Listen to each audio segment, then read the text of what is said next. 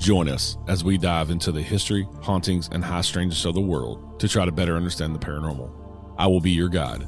I am paranormal researcher and investigator Eric Freeman Sims. Welcome to the Unseen Paranormal Podcast.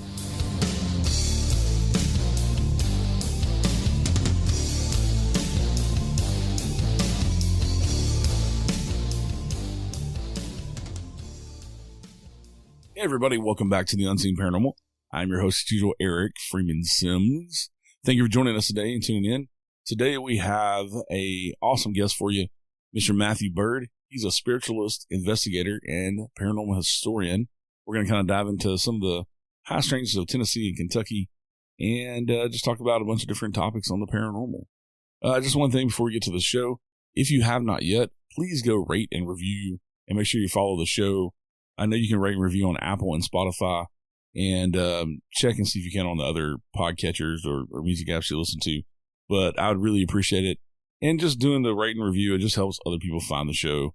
Thank you so much for listening, and let's get to today's guest. So sit back, relax, and enjoy the show.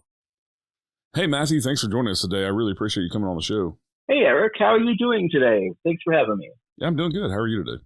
Doing very, very well. I'm excited to be on the show and talking about the weirdness that is this area.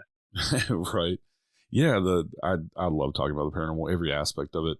Like I was telling you before we started recording, I'm doing a double header today. So I was just talking like UFOs, UAP, Skinwalker Ranch, Uintah Basin earlier with the guest. And so now we're going to get into some Tennessee and Kentucky high strangeness. And I know you grew up in Huntsville, Tennessee, out where the historic Scott County Jail is, which I've been out there and investigated. Awesome place. So growing up out there, how did you get into the paranormal to begin with? So with me, it's a little bit a situation of always just being the weird kid. You have both of my grandmothers who were salt of the earth women, but they were both a little witchy in their own ways. So when you have a area concentrated like this area is, it's with the Ulster Scots who moved in, bringing their traditions.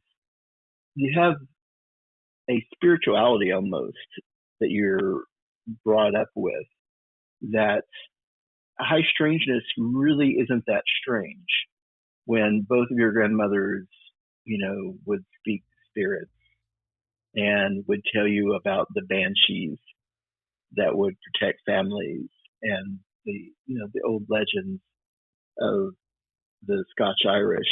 And I think that really formed me in a way to where I look at things, especially the paranormal, in a slightly different aspect, that it's more of a natural part of the world than people might imagine. Yeah, I think there are too many people that don't understand that because they like to put things in boxes and they like to stay in their own little lane, their own little world. And I don't know if I think for some people it's probably because it scares them to know that, there's these bigger things out there. But other people, I think, just choose to ignore it just because they don't have room for it in their busy lives of, I guess, superficial shit, It's almost a banality, if you will, that once you reach a certain age, and there's an amazing quote that it's right on the tip of my tongue, and I can't remember exactly how it goes, but basically that when you leave childhood, your eyes are armored and you lose that wonderment, and you can no longer speak to the birds. You can no longer do this. You can no longer do all the wonderful things you could as a child. And if you look even at the studies where they talk about children and their interactiveness with the paranormal, poltergeists especially. Yeah. There might be something to that. Yeah, and I think that I've talked about this a lot on the show too. I think that you're kind of like you're talking about. I think we're taught out of it in a way. by parents because of whatever reason. And maybe sometimes when a kid has an imaginary friend, it's not so imaginary. Exactly. It's actually a spirit. It's actually, something along those lines. And yeah, I think a lot of us are taught out of also the natural instincts that we have with empathy and things like that, of knowing what's going on around us by feeling energies and things. I think we're just told, don't listen to that gut feeling, you're crazy or whatever. And because I've been an empath my entire life, and I felt like that when I was younger. And now I've gotten older, I've gotten more into it and a lot more open and honest about it and talking to people about it. And I feel comfortable now because I don't really care if anybody thinks I'm crazy. Like, I was a weird kid like you were. I didn't have anybody talking to me about the paranormal, but I was the weird kid that went into the book fair looking for the paranormal books and the alien posters on my walls and, interested in all those things and watching old reruns of Leonard Nimoy and those type things. And on Unsolved Mysteries, I always wanted to see the ghost and the absolutely stuff. And yeah. Mm-hmm. The In Search Of, there was sightings, there was, as you said, Unsolved Mysteries, and then it exploded like in the 90s, and now we're where we are today. Yeah, for good or worse, I guess, where we are today with paranormal TV. Well, I don't know if you saw, I think it was like KiggyPop.com recently did a survey about paranormal TV and such. Yeah. And the results of that was really interesting, that people are smarter than you might think they are. Right. That watch the stuff, and they are turning away from the more sensationalized paranormal trap stuff. Yeah, and I've especially, we have a lot of people in the paranormal who are yelling about, a second satanic panic like there was in the 80s. And I'm trying to tell people, I've seen a change from doing public ghost hunts like we do. We've had a lot more serious people come to us and say, hey, we had these experiences with these investigators at this public ghost hunt. We don't want that. We want the real deal. And then they come with us, and we try to give them the real experience as much as possible and set that expectation right up front of, this is not TV. We're fishing in the dark, and we may or may not catch anything. And I think just setting that, what I've been told by people when I tell them, I'm sorry it was a boring night, they've told me, well, you set that expectation up front. So we had a good time just talking and telling stories and hearing stories, but we already knew right in the first 5 minutes, you told us, this is how it really is. And so I think people are starting to respect that. And I think hopefully a lot of us investigators are putting the right stuff out there to get people to change their minds and understand that TV is just entertainment and the whole demon thing is a crock. And, to a certain extent, the demon thing is a crock.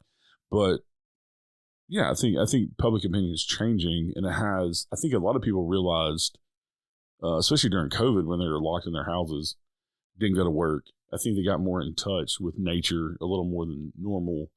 They started paying attention to their surroundings and things a lot more as well. And so I think that may have had some effect on people.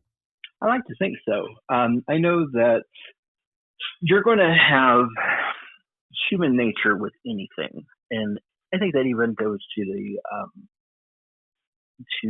high strangeness as well. I think what some people might call a demon might just be, just a spirit that's just not a good person or a good thing, Yeah. And I think a lot of the times, and I've brought this analogy up before, when I was a kid, I was very influenced and moved by the movie Empire Strikes Back. And there's a scene where Luke Skywalker is being trained by Yoda, and he's about to go into the cave of the dark side. And Luke is, he's arming himself, and he's like, what am I going to find in there? And Yoda says, only what you take in with you. And in these spaces, these liminal spaces, maybe we're bringing in and we're feeding these locations ourselves with our own anxieties, maybe, or our own feelings, our own thoughts. Yeah, I've talked about that a lot here on the show about over the years. One of the things that I've noticed is that intention is a lot in the paranormal, especially when you go in to investigate. It almost seems like they already know your intentions when you come in. So Absolutely. yeah, and so Absolutely. if you're there to be disrespectful and you're there to be nasty, then that's what you're going to get back out of that. And if you're there to be respectful and just want to communicate, then that's what you're going to get. You're going to have a good time. And you can still have nasty things come through. And I've been cussed and things like that, but I've never been scratched or hit or anything like that because I don't go in there with any intention of provoking anything or anything like that. And one of the things that I say on the show and have for years now, my motto has kind of become, if you're an asshole in life, you're probably going to be an asshole in death. And so, absolutely. Yeah. So I think for the most part, and also maybe, for all we know, a spirit, scratching you, they may be frustrated, and that's the only way they can communicate and get your attention.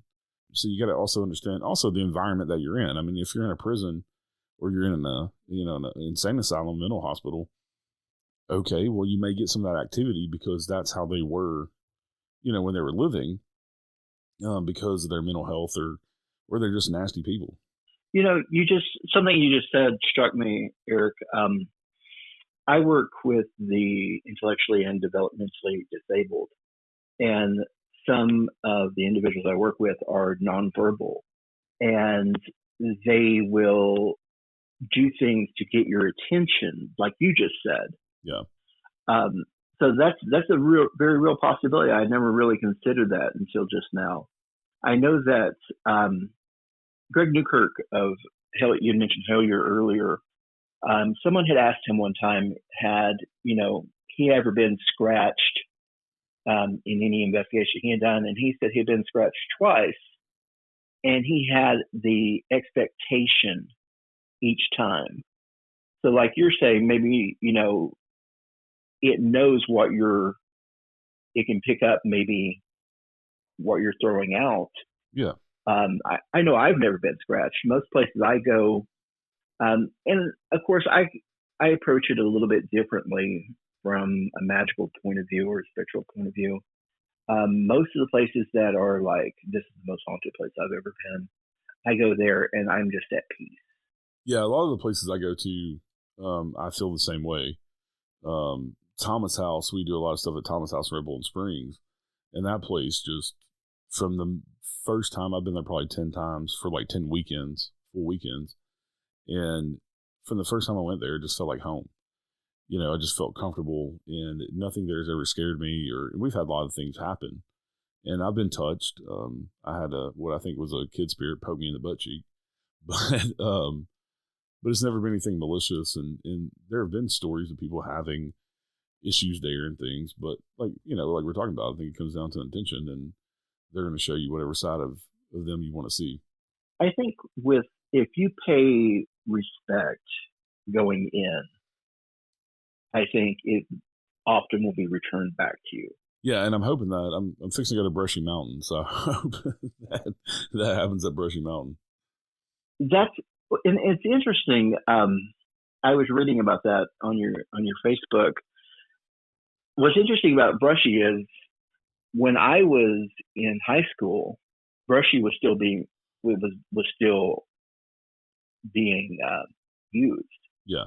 And we would do field trips to go down to Brushy, and you would see like James Earl Ray in the wood shop making crafts and stuff. And it's surreal to think about now, but Brushy's going to be interesting. And I think I even commented on this.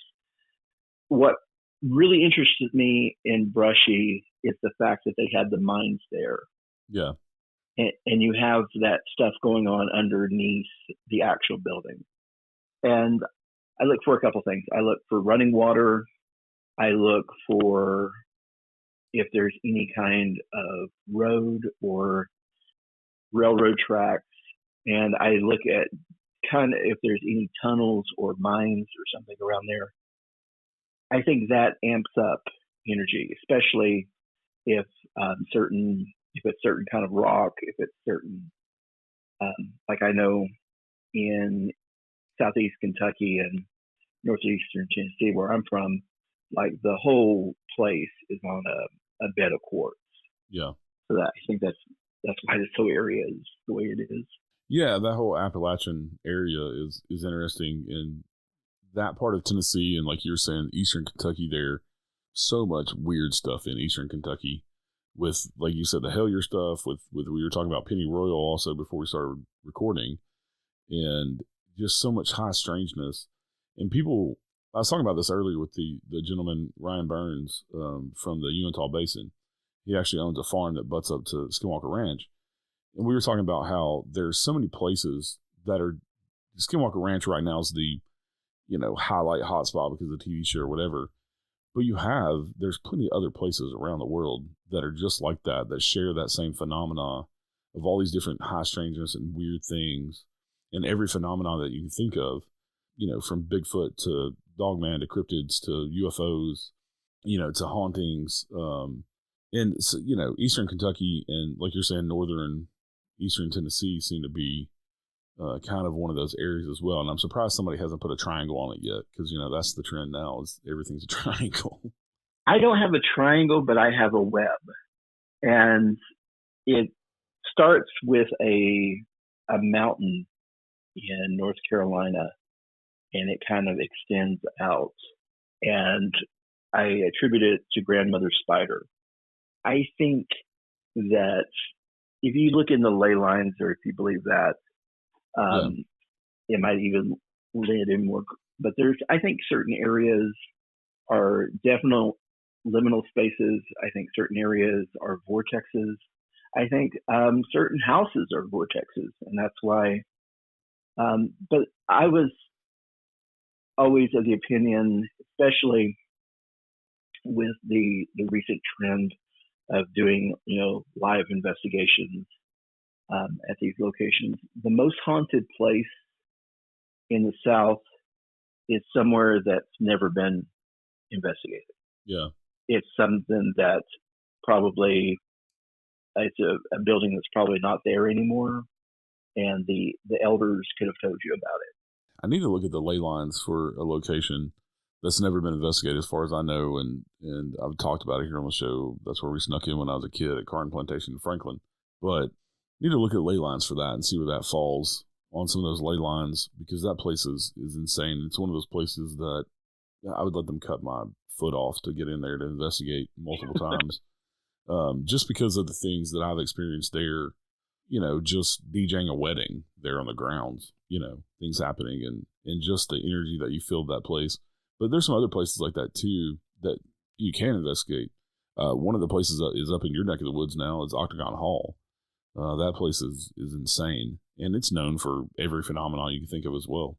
So I've been there a couple times, and it's one of those places. Like I told you, sometimes I go into a place and I'm just totally at peace. Yeah. When I go to Octagon, normally after I go, I'm very sad when I leave, just because of all the pain that happened there. Yeah. Usually the first thing I do when I go outside the building is I take my shoes off and I get in the grass and I ground for about 10 minutes. Yeah. Yeah. There's been some recent work being done around Octagon where they've been doing the ground penetrating radar. They've found some, previously unknown graves. But Octagon is really interesting to me because, and I've talked to the tour guides there a couple of times, and the activity didn't really start until the last renters before the museum took over. Yeah. And when Billy Byrd, no relation that I know of, but who knows, brought in his, Civil War artifacts, I think that might have amped up whatever activities there, especially because if anything's attached to the items, right? Because there's native artifacts, there's Civil War artifacts, and it's a very interesting place. I don't know that in my experiences that I've noticed anything, but it's definitely got an aura to it. Yeah. If I've ever been to a place that wants its story to be told, I would say it's Octagon Hall. The right story, and getting the right story out there. Yeah, to the point that even investigating the Old Stone Jail, we were on the second floor of the museum of the Simpson County Archives building, and we were doing an Estes method, and it was a 13-year-old girl who was in my group, and she wanted to do the Estes method. So we went in the other room, and she couldn't hear us, and we got the name Harriet, and we asked, "Did you work here?" Because it was a sewing factory upstairs there at one time, and there's a female up there that I've even heard her voice behind me, and but there's a supposed female spirit up there that was, I guess, over the child labor or whatever that was up there. And we asked her if she worked there. She was adamant she didn't work there. But we got the name Harriet, and then something about a mirror and a piece of furniture. And interesting. Yeah, and the previous times I've been there, that second floor was just storage. They hadn't put any museum exhibits up there. Billy was working on getting that as part of the museum. So this time when we came back, it's a bunch of exhibits in the front part. And so we just go around. We get done with that session. I'm like, when we get done, I'm going to go ask Elizabeth and Billy and see what they know about the name Harriet. So we just naturally meander around up there, and everybody just kind of settles on this church pew that's up there to sit on. And we do another Estes method and don't really get much of anything. And so we get done. It's time to take a break. So we get downstairs, and I ask what the name Harriet means. And Elizabeth is like, turns to Billy, and she's like, "Wasn't that the second wife of the guy who owned Octagon Hall?" And Billy said, "Yeah, I think it is." And so she looked it up, and that was her name. And come to find out, right across from the church pew where we were sitting, they have a dresser and a mirror that came from Octagon Hall that belonged to her. So that's one of the craziest Estes methods I've ever had. But she, for whatever, came forward and wanted to be noticed that night. And I found it interesting that she was like adamant that she was not a worker, that, she was higher class than that. And that we were just kind of naturally drawn after that to where that mirror, that's a huge floor. We could have gone anywhere. And we just kind of naturally were drawn to that mirror and that dresser that was over there that belonged to her.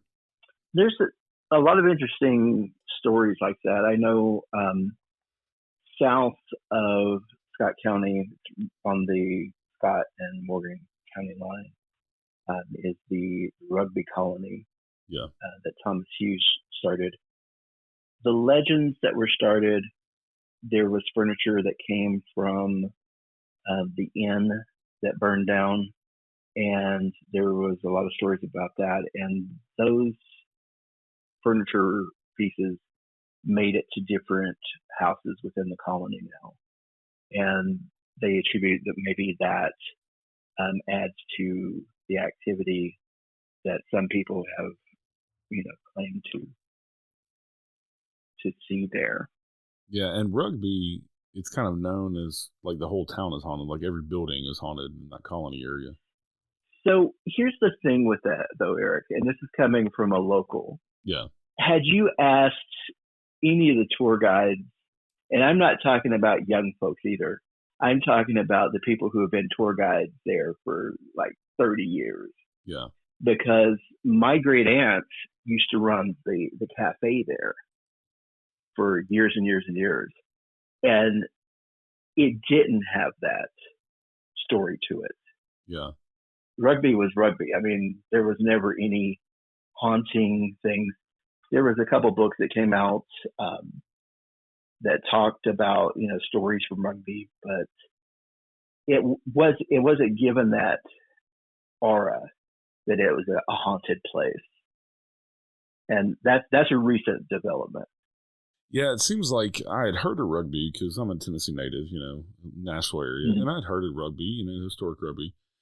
And I had never been there until I got older.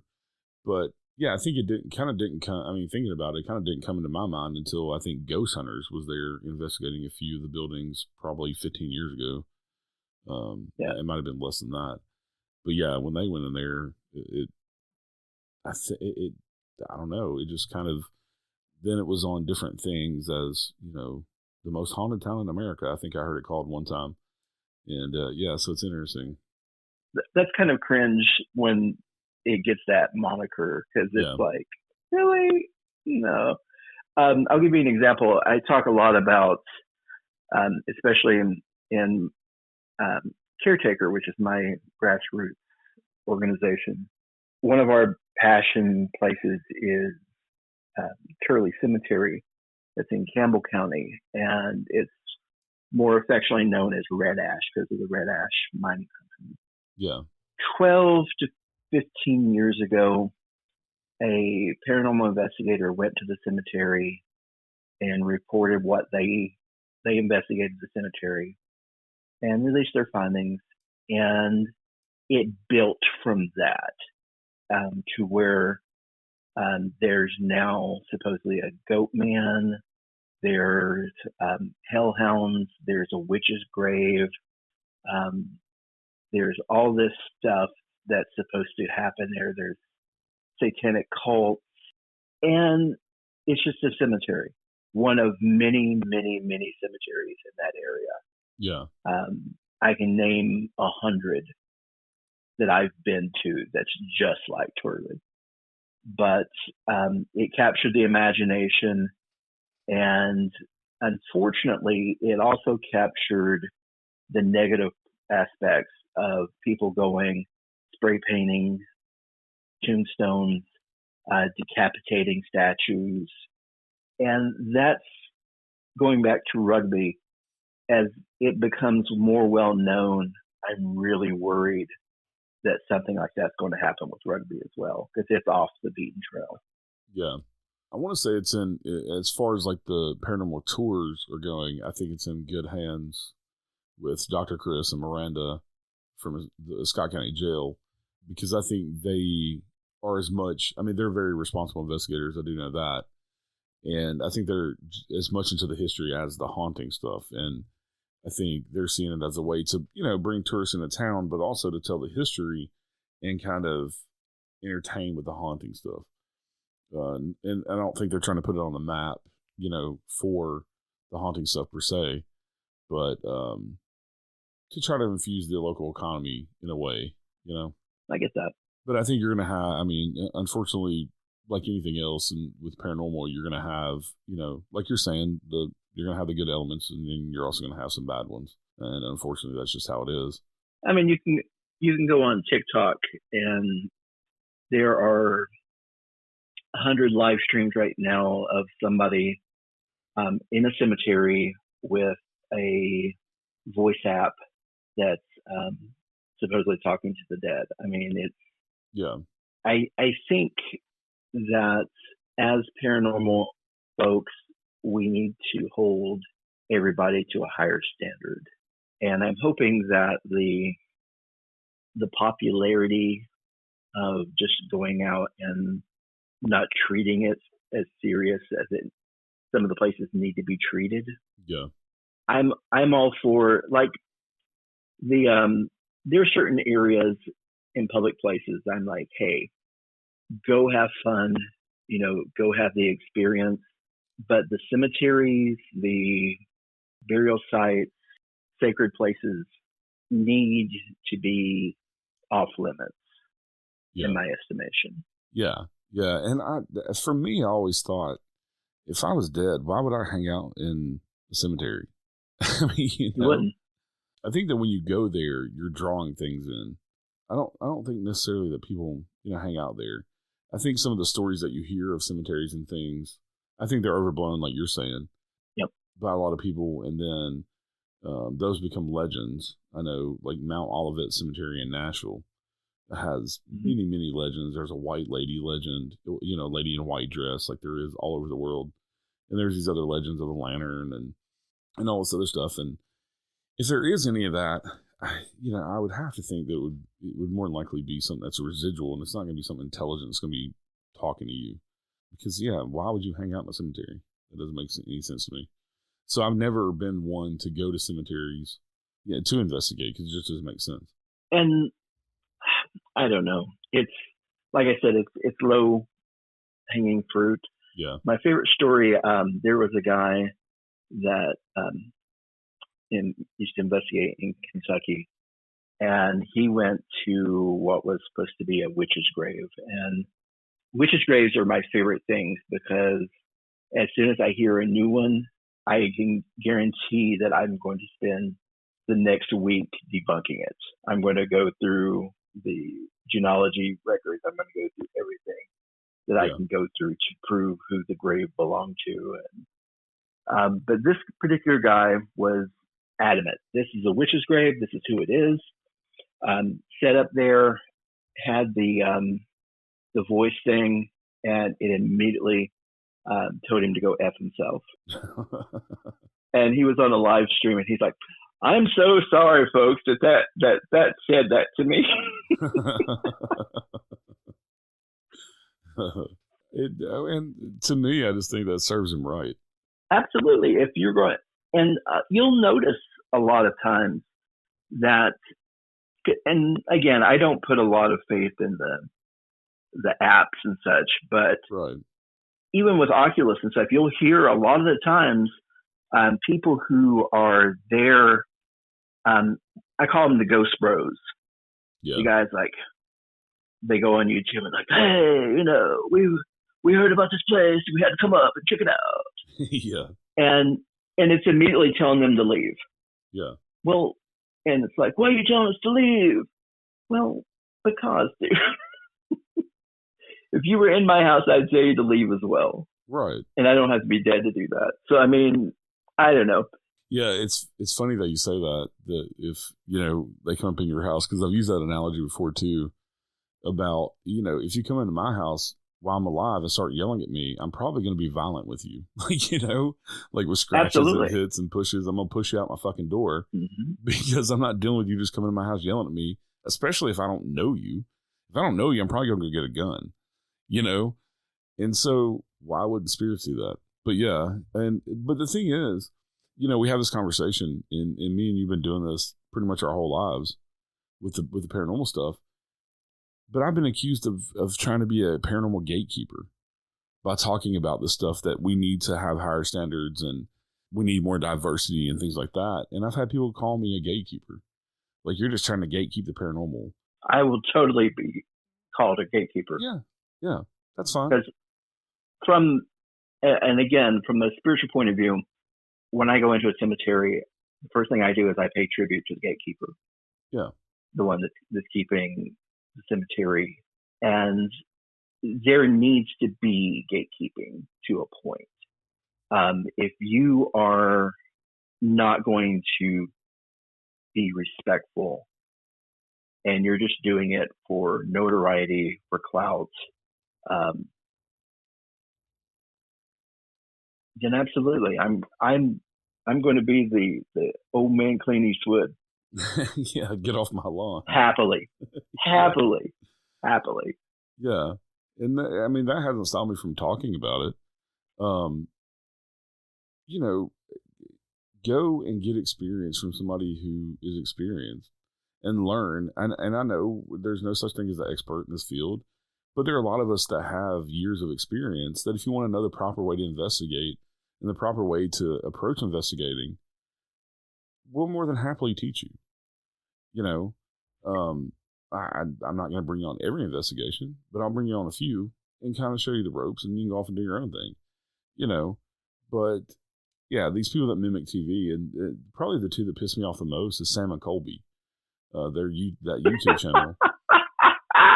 Yeah, because they started out as urban explorers, and the reason that they got into doing the paranormal is because they fucking got arrested for trespassing as urban explorers, and one of them went to jail for like 90 days, and they're too pretty to go to jail or prison, and so apparently he didn't have a good time.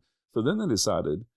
They got together, and this is from an interview that I saw of them talking about it on Joe Rogan. This is from their own words. This is not me making anything up. This is from their own shit. Of them saying, we started doing the paranormal because we figured out that we could go pay a place to come in, and we're not trespassing and won't go to jail. No experience. Never went and asked anybody, how do we investigate? No experience with the paranormal whatsoever. Never had, with their white vanilla asses, ever had a paranormal experience in their little rich, in their little vanilla world, but yet then they jump in with their fucking YouTube channel, and now they have the biggest paranormal YouTube channel. Probably, I don't know if it's the biggest, but it's probably one of the biggest, if not the biggest. And they know nothing, and they're part of the reason why we have this whole demons everywhere all over YouTube and clickbait because they pioneered all that shit. And so, yeah, people like that just really piss me off. And people continue to watch the shit. And, okay, it's entertaining, but all you're doing is putting money in their pocket and agging them on. Right. I got to be honest, before them going to the Conjuring house, I had no idea that they existed. Yeah. So I was happily oblivious. Now, I don't know if people's been following the Conjuring thing, and you're going to have to help me. I don't remember the couple's name. I know one's Jason Hawes' daughter. I know that the two that owned it, they sold it, and now a lady who's a doctor owns it, I believe. Last I heard, she might have sold it to somebody else. So this couple is there, and they give the tours, and the two kids you were talking about go in. They're spending the whole week there, and they've got this couple doing the tour, and they have made this new method to where when they touch, they can speak to the dead. Oh, you're talking about Cody and Satori. You're talking about Jason Hawes' daughter. Yeah. Yeah. So being a spiritualist, I mean, it is so obviously a ripoff of the Fox sisters. Yeah. And that's the point. Anybody who knows the history of spiritualism, of what we do, can immediately go to that. Yeah. But your average person who's watching their show has no idea what happened, 130 years ago. Yeah. I was just going to say, it's funny that you bring them up because I met them and talked to them at the Gettysburg Battlefield Bash in July.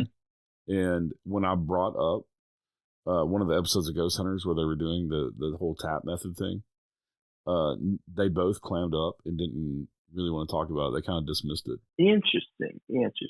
Yeah, I found that interesting. And also, I was talking to them about, they have the traveling haunted museum. And I was talking to them about some of those items. And they basically told me, they're like, well, people send us these items. They send us the letters, but we really don't have any experiences with them. And I was like, really? So, I mean, they basically told me the shit wasn't even haunted because they've never had any experiences with it. And some, like, they put the letters out there, copies of the letters of the people that sent the stuff to them, telling the story of what happened to them. But nothing's ever happened to these two with these supposed haunted objects. So I just found the whole conversation with them interesting. I can imagine. I know that with their museum, which ironically mirrored another haunted museum owned by the Newkirks. Yeah. I'm sure there was no intentional similarities, but they, at least with the Newkirk, they, especially if you've seen the Unbinding documentary. I have not got to watch it yet, but it's on my list. It's something that depends on what you bring into it. It very much will be. For me, someone who is about magic and spiritualism, it touched me deeply. I appreciated the movie, but they'll even say, we've got a bunch of stuff. We've never personally had experiences with them. They've made their way to them. And I know with items, I'm kind of a finder of items as well. Things find their way to me. Some things I keep, some things I know that I'm a midway point, and it's trying to get home. Yeah. So there have been times that things have come into my possession that is trying to find its way home, and that's my job then, is to find where it belongs and get it there. And I think with that, I mean, as long as you're not going to put a Raggedy Ann in a box and say that it's demon possessed, I mean, what's the harm? I'm sorry, was that too much shade? Was that too much? No, I talk shit about them all the time. So, yeah, and I don't know, for me, I don't know how much I believe in haunted objects to begin with. Because I haven't had that experience with that, right? So I've never had experience with it. And so my motto going into any kind of haunting type is that we go investigating reportings of a haunting, not a haunting, because until you experience it, you don't know. And so that's just kind of how I am. I don't necessarily believe that haunted objects aren't real. I've just never had any experience with them. And I believe people that have had experiences with them. I won't throw anybody's stories out. But like I said, for myself, it's just not, I'm kind of I don't know, I'm a skeptical believer, I guess. Go back to the museum, though, with the mirror and the furniture. Right.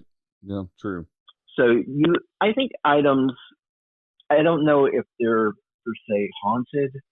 I think they can contain echoes. Yeah. Because we're energy beings. Right. I mean, everything we are putting out is intention, is will. And with emotion, with feelings, I think things can absorb. I know that in high trauma areas, a lot of things can be absorbed. Octagon Hall, I think, is a prime example of that, of just the pain. And if you look at the places that are, allegedly haunted, how many of them are sanitariums? How many of them are hospitals? How many of them are jails? How many of them are places where they were at least depressing areas, if not outright traumatic places? Yeah. Also, I had speaking of places like that, I had a medium on my show back in the first season, like the first, 20 episodes I did. And she brought up a really good point, and I never thought of this in 20 years of investigating, never had thought of it. But most places that are haunted are places where people sleep. I would believe that. How many times, especially now where people are talking about seeing things like shadow people, sleep paralysis, demons, all this is arranged by the bed.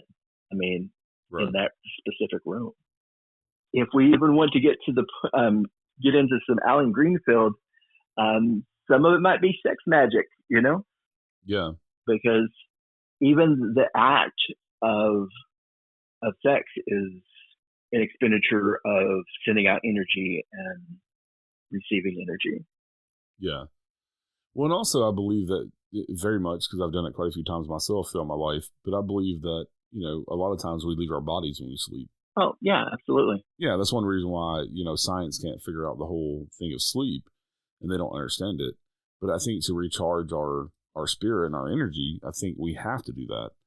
And I think that's the purpose of sleep. Not just for us, but for animals too, because your spirit can leave your body and your body can just focus on healing itself, and thinking and doing things that it needs to do while it's shut down, and your spirit's off doing other things. And I think sometimes with like shadow people and stuff, I think maybe we have hitchhikers that come back with us, if we're not protected, or if I believe in the whole vibration thing too, that we're on different vibrations. And I think some of us are on a higher vibration than others. And that's why some of us are haunted throughout life, and have experiences throughout our entire lives because of that. But I think maybe lower vibrational people, or people who have lowered their vibration through depression or drugs or whatever, I think are more apt to have hitchhikers and things like that and attachments, because they've kind of dulled down their defenses. There's a place in Somerset that's called Souls Chapel, and it was a cemetery and a church that burned down at one point. There's a lot of legends around it. That is a place like that. That it attracted people with drug abuse issues. There was a lot of suicides there, of overdosing. And I think that vibration, I think it's the law of attraction. You're going to navigate to things that are vibrating at the same frequency as you. Yeah. Yeah. And I've also, with that conversation, I've asked the question with not all people, but some people. I come from a medical background. I worked in medicine for 20 years, and I've dealt with a lot of mental health patients. And one of the things that I've kind of postulated is it's kind of like the chicken or the egg with some of those people. which came first, the mental health illness, or is it because they're haunted and have an attachment that's causing the mental health illness? You know what I'm saying? Yeah. Is it because of something supernatural, spiritual, that's causing the mental health issue? Because you have people who just have mental breaks and who have never been schizophrenic or anything like that, but then they go straight into having hallucinations, auditory and visual hallucinations, and a lot of them seem very real and not like the musings of a crazy person like people think. You know, I've seen some really, really intelligent people have really bad mental health issues to where it seemed to me like, I don't know, it's hard to describe. But you know what I'm saying? Like it's more of that's what made me question it. Is it something spiritual that's affecting them, causing these issues, and people just think that they're crazy and they need medication? Or is it actually something that's attached to them or influencing them in a way? That's a very good question. I'm about three different paths on this. Path one, I think that, and especially I know, with the native tribes, if spiritually you were different, then it was not something that was lauded as you're not normal. You have to be, treated because you're not like everybody else. This is abnormal, and you have to be here. Get in line. We're going to give you a lobotomy. And I apologize. I'm trying. It's a very good podcast where I'm sitting here trying to arrange my thoughts on this. One thing that I wanted to bring up that concerns me personally, as someone who's magically inclined, is that I worry about people who go to investigate places that are not magically inclined and who go into these without any, mental protections or even physical protections. Yeah. That when you're leaving these places, what are you taking back with you? Yeah. And I think people who, and this is the third road that I wanted to go and ask you about. You had mentioned earlier, circling back, that you consider yourself an empath. Yeah. Without getting into too much of your business, did you have trauma in your early life? I had abandonment issues because I was adopted.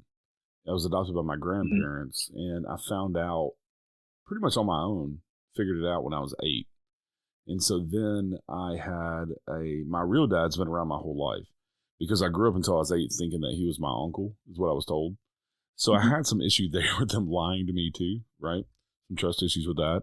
And then my real mom, she was a piece of work. She's passed away now, but she was a piece of work. She had 6 of us and gave us all up for adoption to different people. So I've spent my life trying to find my siblings and piece all that together. And kind of was also the black sheep in my family because I was the weird kid, because I'm gay, and my family doesn't hate me. They never shun me because I'm gay, but I was always different. You know what I'm saying? My entire life. And so because I wasn't like the rest of the family, I guess, I've always kind of been the black sheep and kind of done my own thing. And so there used to be trauma there. I've kind of dealt with it as I've gotten older. But yeah, there was some trauma there. So there is a thought process that people who consider themselves empathic, which I do as well, often have a history where in childhood especially, they were in a heightened sense of fight or flight where they had to anticipate things more than a normal person would. And because of that, that's why they have a higher sensitivity. Yeah. Because it was a learned behavior as a child. Yeah. Rather than something that was, God given or what have you. Right. I think I also have some mediumistic abilities as well. And I think that's something that runs in my family.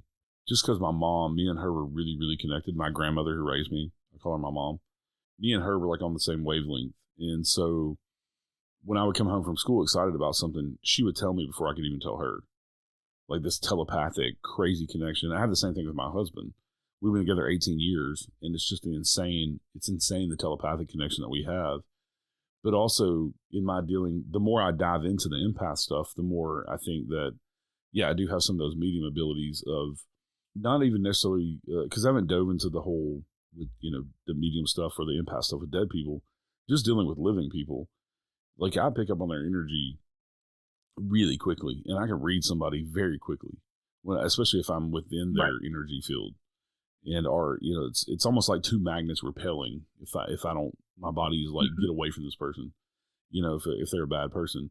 But also I have people who I am like just drawn to like a magnet, like a moth to the flame. And, that's crazy too.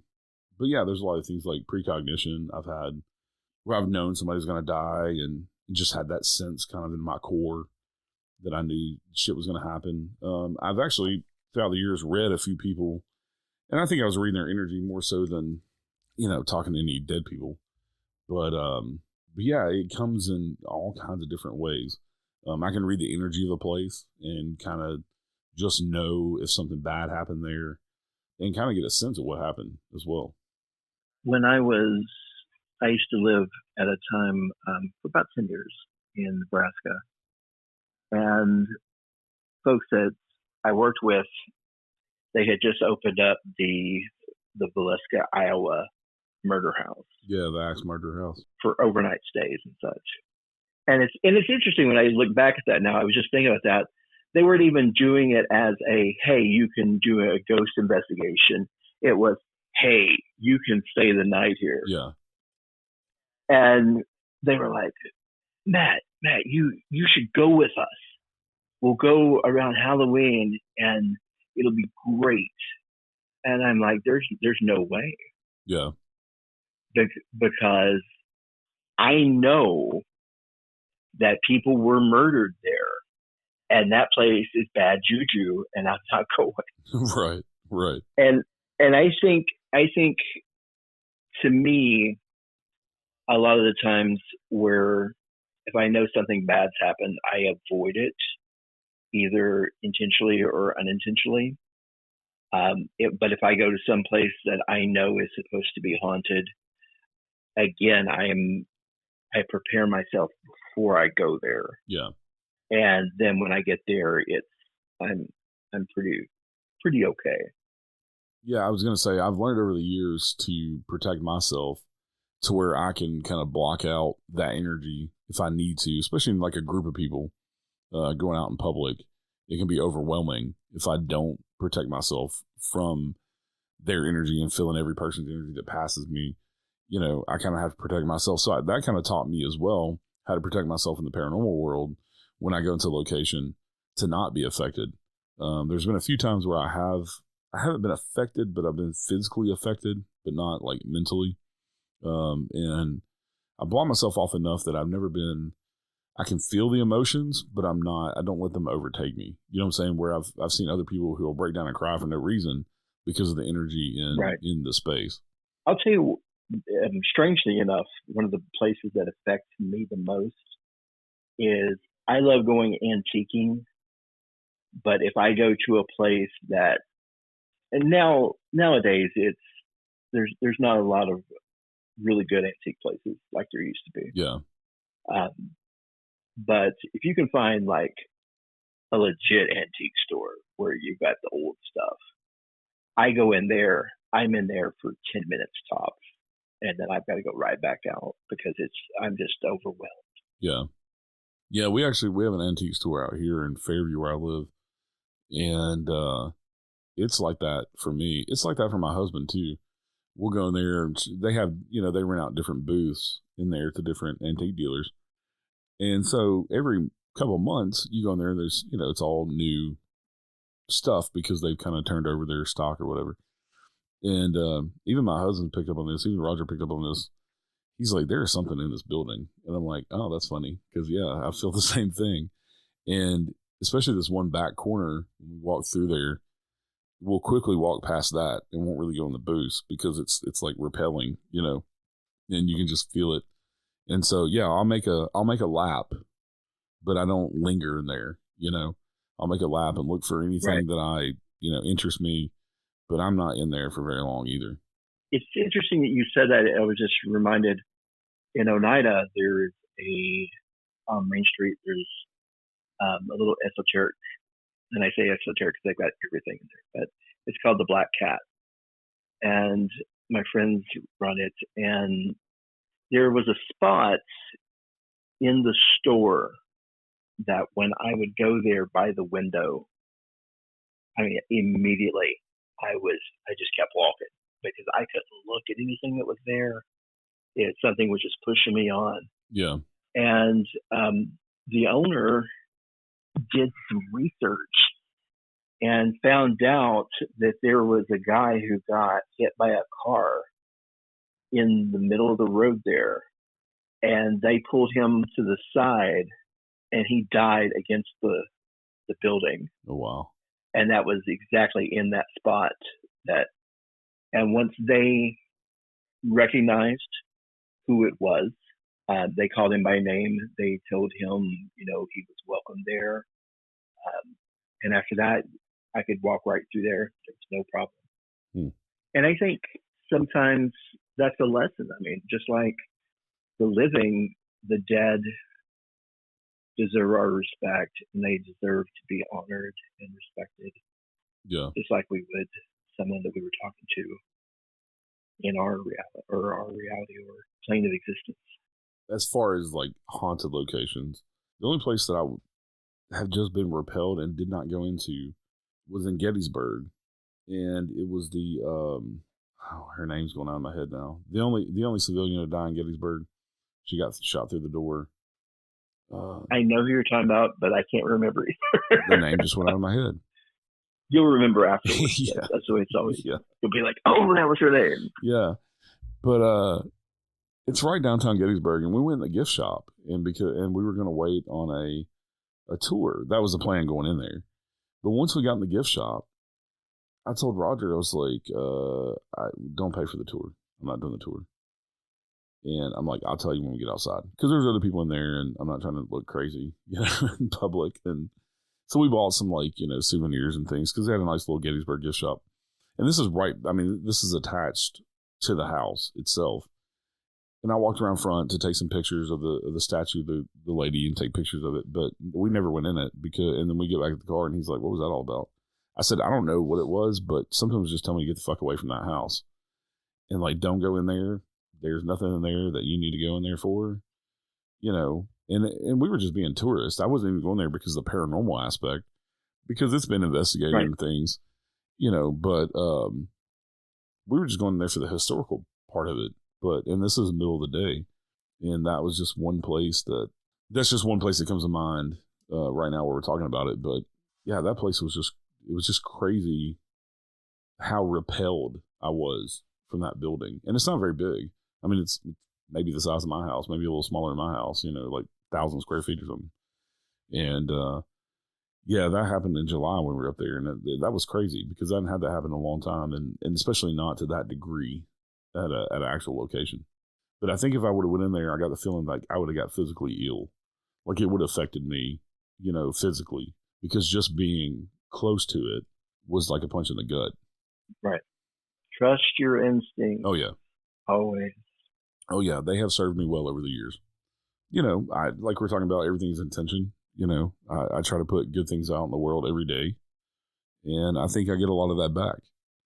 Whether it's in the form of people, or the podcast being successful, or just trying to put good things out and get good things back, put good things out in the paranormal world, and try to educate people and things like that. And I think talks like this definitely help people feel like they're not crazy, and help them understand the paranormal a little better, as much as we can understand it. And so, yeah, I love having guests like you on, where we just kind of go all over the place and talk about different things, because I think it's also educating to me, because it makes me think more about things, Absolutely. I just didn't mean to talk over you the whole hour. No, you're fine. Believe me, I've talked enough today. Like I was telling you, I recorded narration for 2 episodes of Strange Chapters, and I did another interview 2 hours ago. So my voice is it's getting deeper because it's getting tired.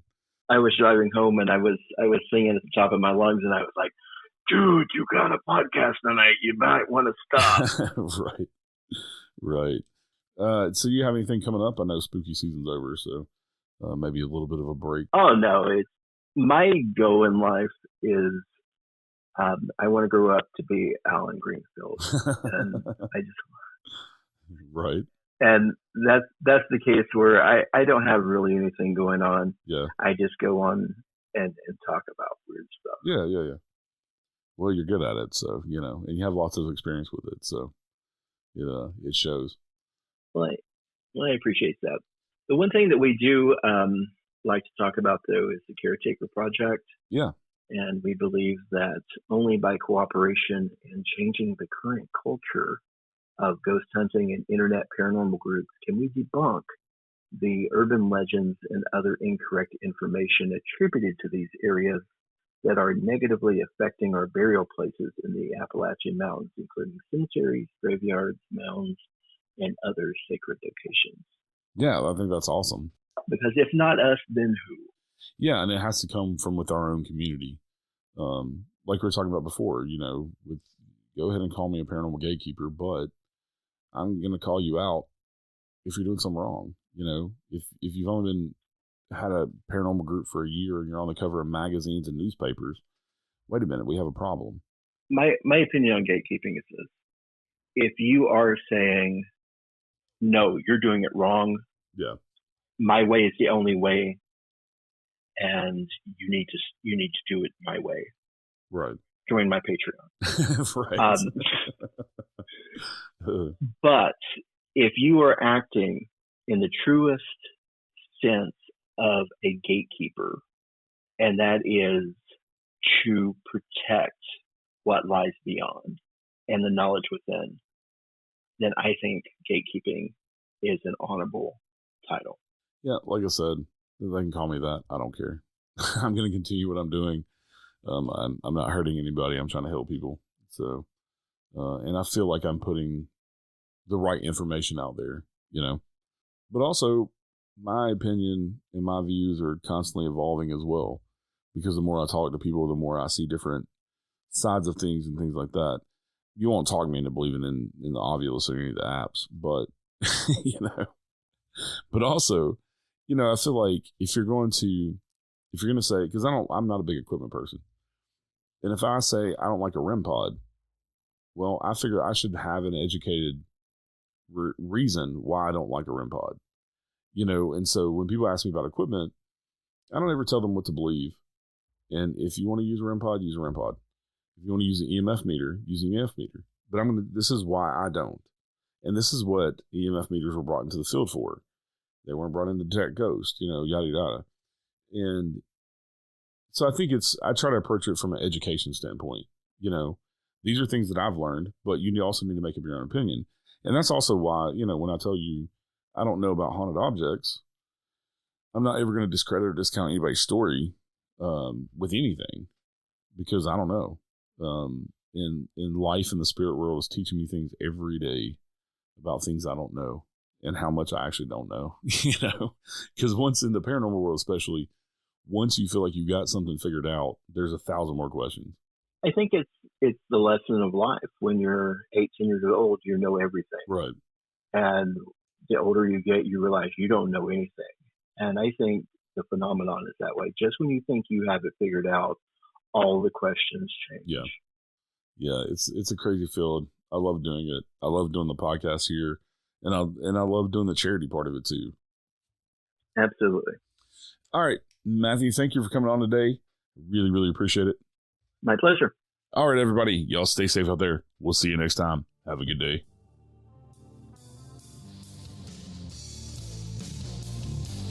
Thank you for listening to The Unseen Paranormal. Join me next Wednesday with a brand new guest, and please rate, review, share, and subscribe on Apple, Spotify, or wherever you're listening right now. This helps more people discover the show. You can connect with me over on Facebook, Instagram, Twitter, or join us in the Unseen Paranormal Lounge group on Facebook. Until next time, remember, some of the scariest things are unseen. You have come to the end of the line.